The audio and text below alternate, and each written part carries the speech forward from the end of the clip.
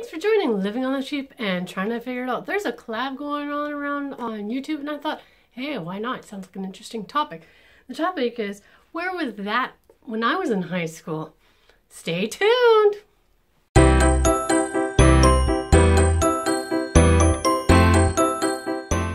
on the Cheap and trying to figure it out. Today we're going to talk about what I wish they taught me in school. Budgeting, number one. We never went over budgeting. We did go over check writing. How to write a check. Seriously? How to balance a checkbook. Again, that was just a minus and subtraction. Plus and subtraction kind of game. It really was nothing. But a realistic budget would have been super, super handy. The other thing is what it really costs to live in the real world away from mom and dad. Because in high school, we're living with mom and dad. We have fun money for working part-time at all. Because that's all our money. We don't pay rent. We don't pay for our cell phones. We don't pay for any of this. So we don't have no idea what the real world costs and what real numbers look like.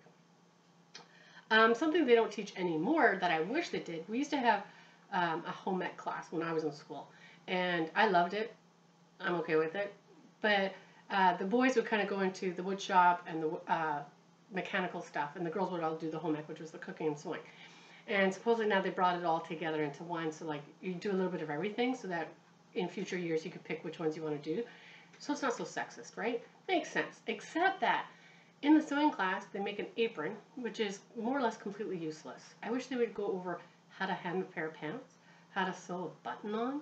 Simple things that people, if they knew how to do it, would save themselves so much money on clothing and purchasing.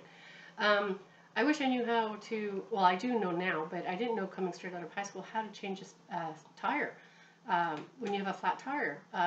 A lot of teenagers finish high school with a license. They may or may not have their own car, but they usually drive their parents' cars, and things could happen.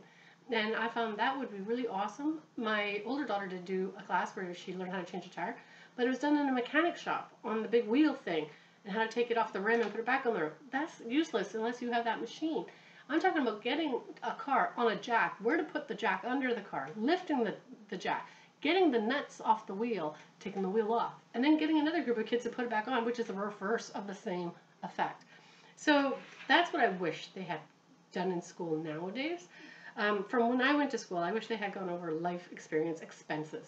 Really, I did. I really wish they had taught what real life costs, what schooling costs, what getting a student loan is going to cost, that kind of stuff. They didn't go over any of that, and I wish they had. They didn't talk about compound interest, and I wish they had talked about compounded interest for saving right then. So like if I was in grade 12 and I had started an RRSP, or if I had started a TFSA, or mutual funds versus stocks, what are the differences? What does it mean? And how do they work? I also wish, actually in truth, that they had something like a FPU here in Canada. I haven't found anything. Maybe there is and I just don't know it. But it would be really nice if they did. I really wish they had something like the FPU taught to the grade 12s in the last month or couple of months before school finished. That's pretty much my complaint. I don't know what else I could say, just real life numbers. Because it's not just a numbers game and adding and subtracting.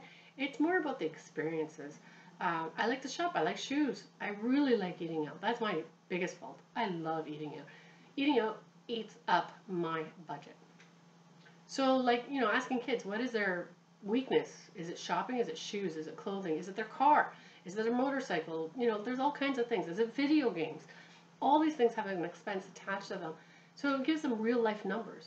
Maybe there's a kid who doesn't drive, but he loves video games. A video game can cost anywhere from $60 to $80 now for one game. New games come out constantly, so how often does he want to buy a new game?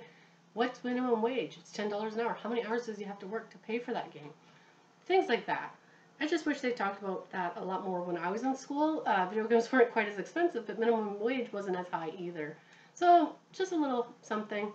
I will link below a few other collabs that I have seen, and they're the ones who gave me this idea to do this. So thanks for watching. We'll talk to you soon.